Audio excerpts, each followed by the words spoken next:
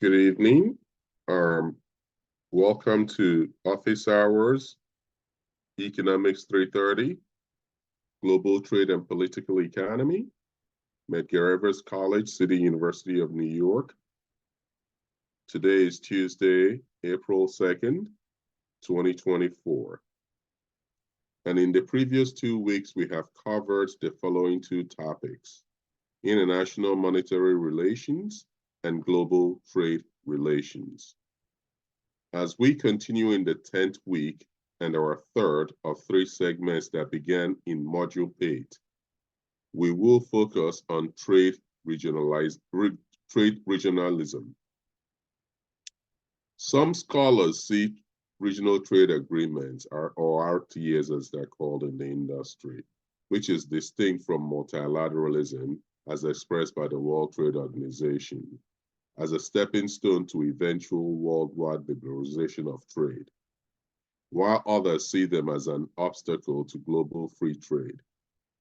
Economists describe RTAs, which again means regional trade agreements, as existing at 5 stages or 5 levels of integration. The first stage is a free trade area, and there are tensions and trade-offs with each level of regional trade. The first, as I was beginning to say, is the free trade area, where member states eliminate tariffs and other restrictions on substantially all trade with each other. But each member can retain its own trade policies towards non-member states. Thus, a free trade area poses less of a threat to national sovereignty and is more acceptable to states with politically sensitive relationships. More than 90% of regional trade agreements today are free trade agreements or FTAs. The United States-Mexico-Canada Agreement, otherwise known as UMCA, is an important example of an FTA. The second and tighter level of integration is called a customs union, or CU. A customs union has the same characteristics as a free trade area, plus a common external tariff, or CET, as it's called in the industry. Towards us, the CET, of course, the tariff will apply to states that are not within the customs union. So put differently, in a customs union, the member countries do not charge tariffs on goods traded between them, and they set the same tariffs on goods imported from third countries or countries outside of the customs union territory. A CU normally creates institutions to administer the common tariff, and the CU members have less ability to make independent decisions. Compared with foreign trade agreements, the number of CU is relatively small. The most important CU is the European Union, which, as we will soon learn, the European Union is more than a customs union. For instance, the EU is in customs union with Andorra, San Marino, and Turkey, with the exception of certain goods. And while Turkey's membership of the customs union with the EU is recognized as having played a significant part in transitioning its economy from agrarian to industrial, however, the free trade agreements as signed by the EU do not extend to Turkey. This is an important point to note. As such, EU's customs union extends to non-EU member states. So put differently, the EU is also a customs union, but not all members of the EU customs union are in the EU single market. And we will discuss as we go forward what a single market is. Consequently, the EU's foreign trade agreement partners can export to Turkey tariff-free, while maintaining tariffs on Turkish goods imported into the EU's FTA partners, unless they also conclude a separate FTA agreement, of course, with Turkey. The EU and Turkey are, however, now in negotiations to amend their customs union agreement to add Turkey to the EU present and future agreement. So indeed, and this is just ad-libbing a little bit. I had the good fortune, as I've mentioned previously, I serve on the U.S. President's Trade Advisory Committee on Africa, and earlier today we had a meeting, and part of the issues that we were contemplating is a renewal of AGOA, which obviously is a trade agreement that creates a tariff-free access for African countries who meet the criteria for AGOA membership. And this is a form of trade access that we do not discuss in detail in this class, but it's important that I mention that access trades, trade agreements that offer preferences for member states and access, tariff-free access do exist beyond those that we're going to cover in this class. But what we cover in the class is the bulk of it, about 99.9% of the trade agreements that occur. So the first, as I mentioned, is free trade area. The second is a customs union. And the third is a common market, which is what the EU is too. And a common market has the same characteristics as a customs union, plus the free mobility of factors of production, labor, and capital among members. As I mentioned, the EU is more than a customs union. It is indeed a common market that includes free mobility of factors of production. Again, labor and capital, that is people and goods, put differently in layman's language. The increased labor mobility induces members to establish similar health, safety, educational, social security standards so that no country's workers have a competitive advantage. So this is important, and this is why it's hard to have customs unions. So while we, the United States, are in a free trade agreement with Mexico and Canada, if we were to step up to a customs union, right, and then step up to a common market, think about this.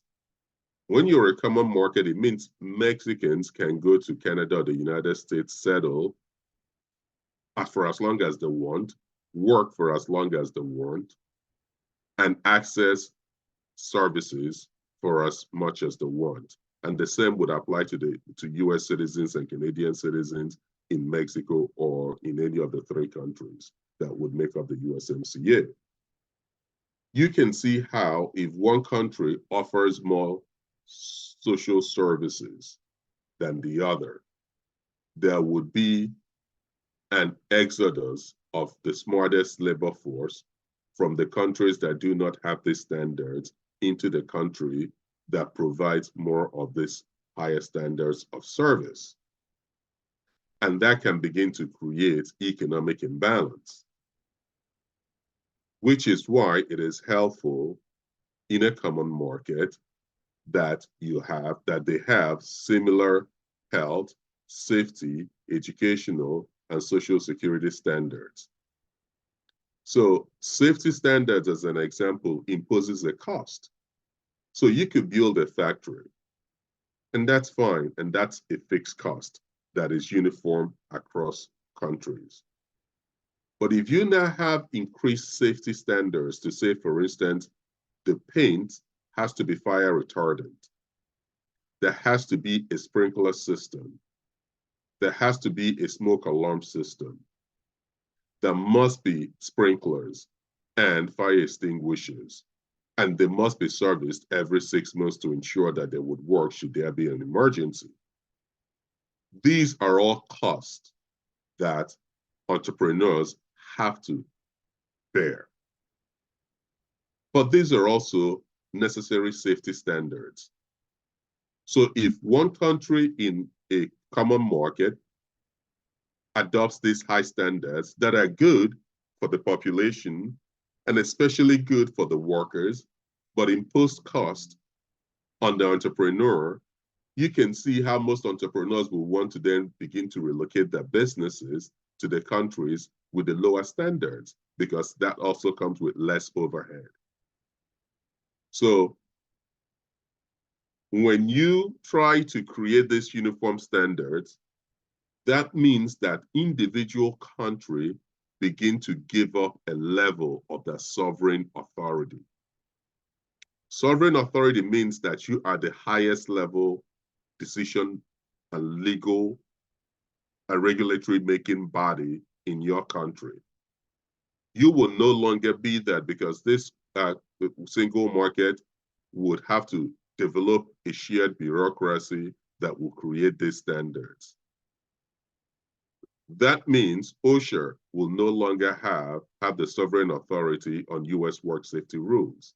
It would be the equivalent bureaucracy between the common markets of the North American Free Trade Agreement, or USMCA as it's now called.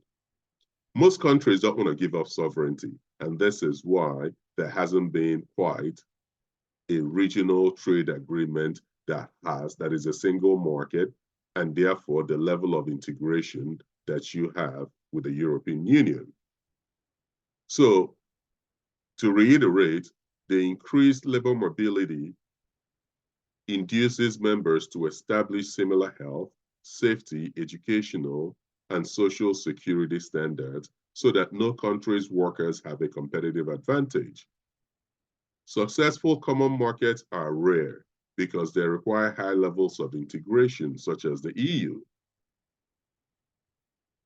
The fourth regional trade agreement is economic union. An economic union has the characteristics of a common market, and it harmonizes members' industrial, regional, transport, fiscal, and monetary policies. A full economic union also includes a monetary union with a common currency. As discussed, the 16 EU members have joined the Economic and Monetary Union and adopted the euro as their common currency. So again, you can see the loss of sovereignty that it goes with increased harmonization, right?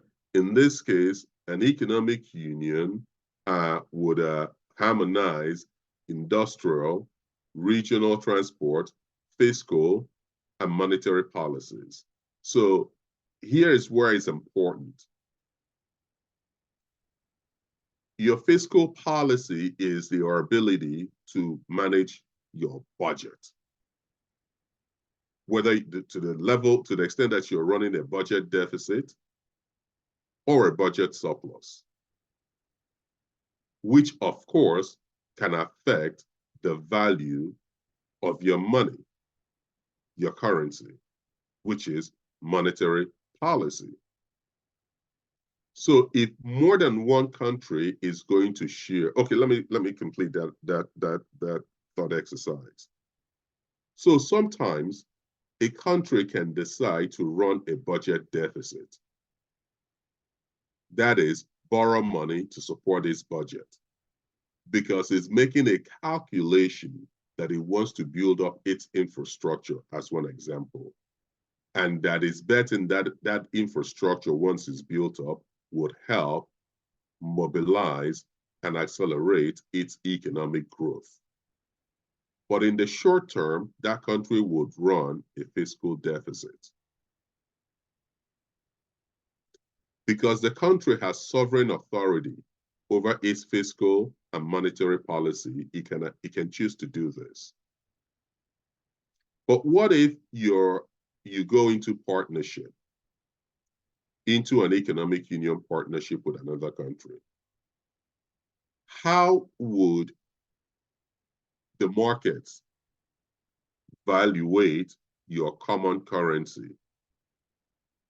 As I mentioned, the market for floating currency, this is why we went through floating currency, right? If you float your currency, typically the market looks at the health of your institutions and how balanced your budget is. And then that can signal confidence or lack of confidence in your economy and therefore your currency. What if you want to maintain tight fiscal policy and maintain a strong currency that is strong and consistent, and you are the United States? And let's say, and this is hard to imagine this now that the United States is, because we are running a deficit. Let's say the United States decides that it doesn't want to run a deficit. But Mexico says, well, the United States is more advanced in terms of its infrastructure, as is Canada, and we need to build up our infrastructure so that we can compete long-term economically with our three economic union partners. Again, assuming that we're an economic union with Mexico, which we're not, by the way. You can see how the economic union will say to Mexico, nope, you cannot, your budget deficit may not exceed X percentage. And that will constrain Mexico's ability to borrow. And once the economic union agreement constrains Mexico's ability to borrow, conversely, Mexico would have given up a degree of its sovereign authority. Again, sovereign authority is that you're the highest level decision-making body for your country. And because of this question, mostly because of this question of sovereignty, you don't find a lot of economic unions. But there is also a fifth type of union, which is called a political union. A political union has the characteristics of an economic union and also harmonizes members' foreign and defense policies. A fully developed political union is more like a federal political system than an agreement among sovereign states. It is important to note that these stages of integration are models that do not fully describe reality. USMCA as an example, and I hope we should all know this from by now. USMCA is US, Mexico, Canada, which is the free trade agreement between the three North American countries. USMCA, as an example, is at the stage 1 as an FTA. But its provisions also require more openness towards foreign investment identified with stage 3 or a common market.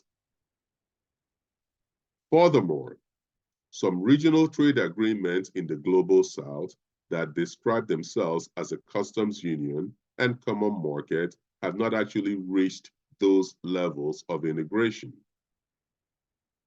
Foreign trade agreements are much more common than customs union because they do not require difficult negotiations over a common external tariff.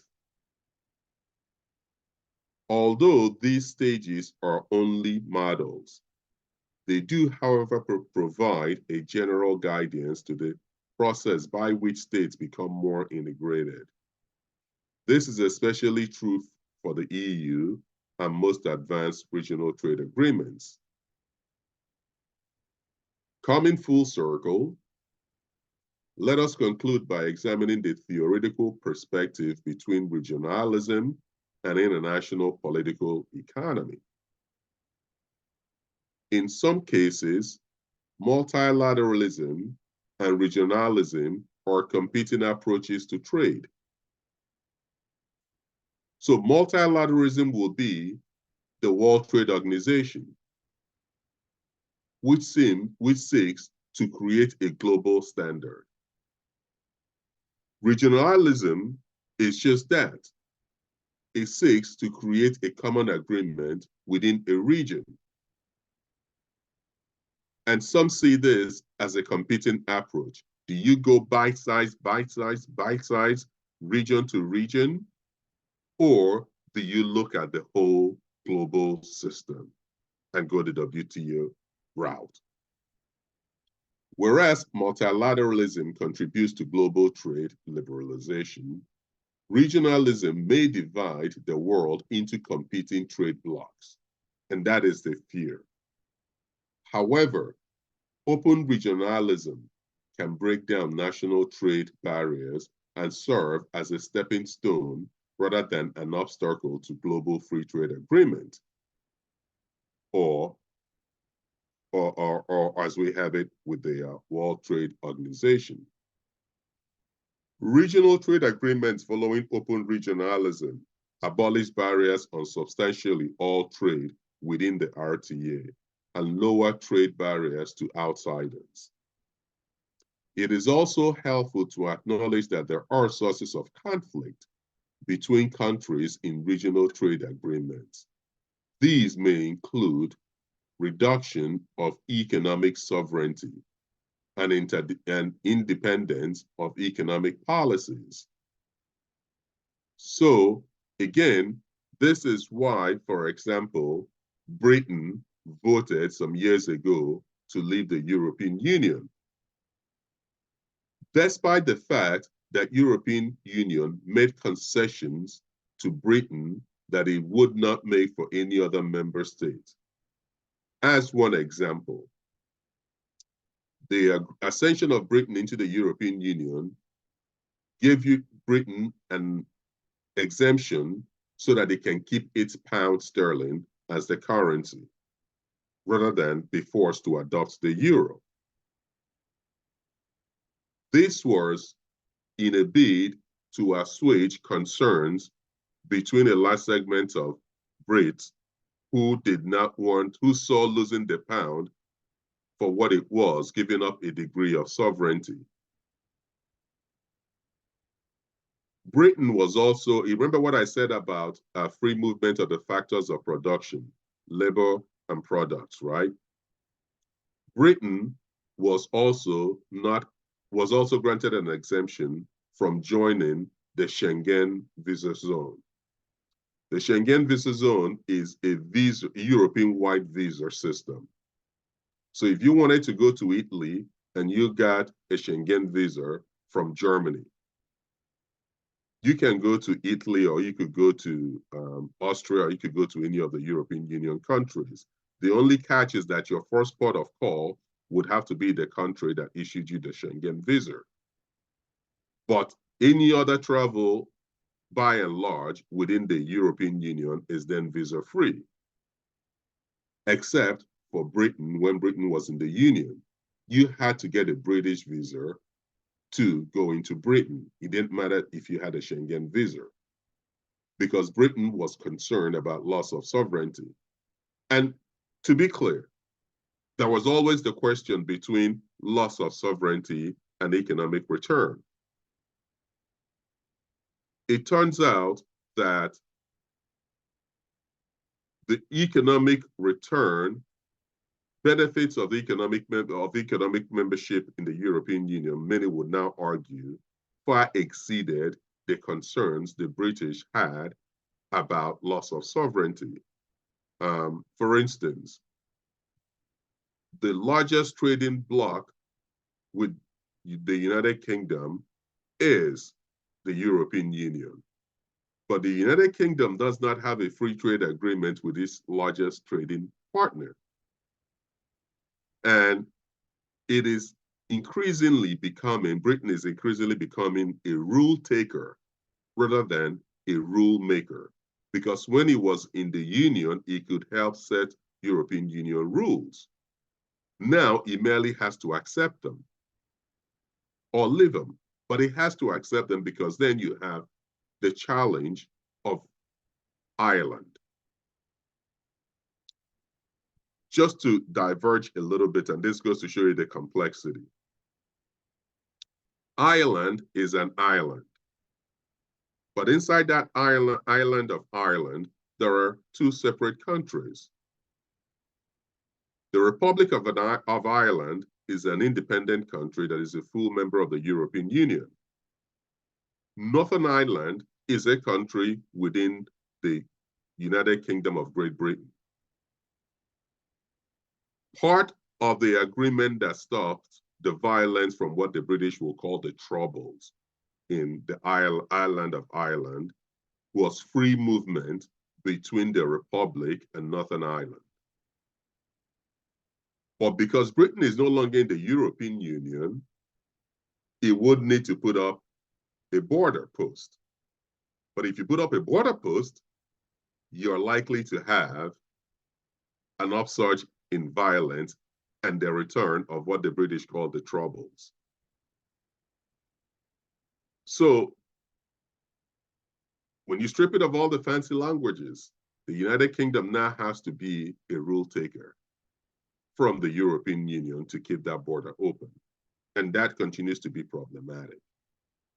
And eventually, most expect that the European Union would have to be in a customs union with the UK, and that would again reduce the UK to a price taker. The other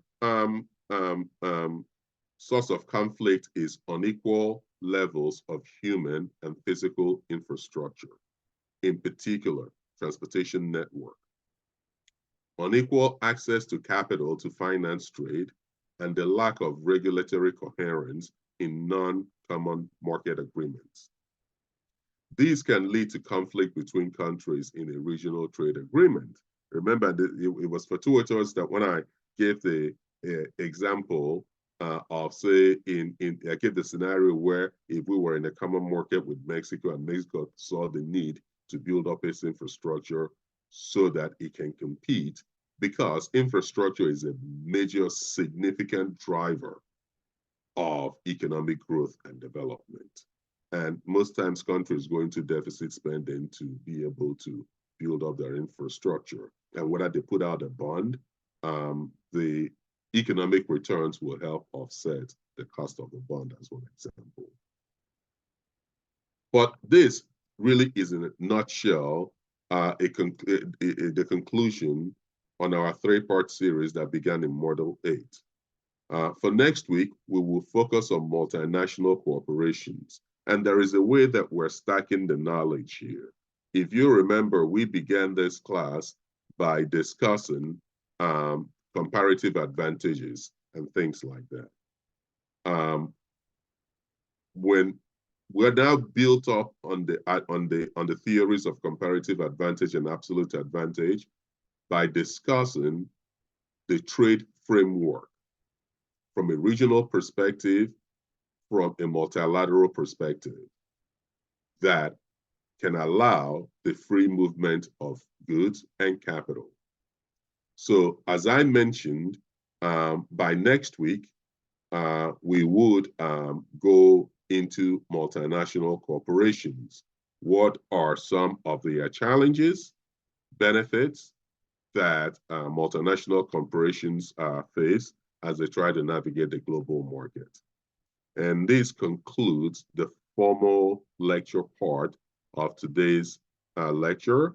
And I will shut off the recording and we're going to go into Q&A. Thank you.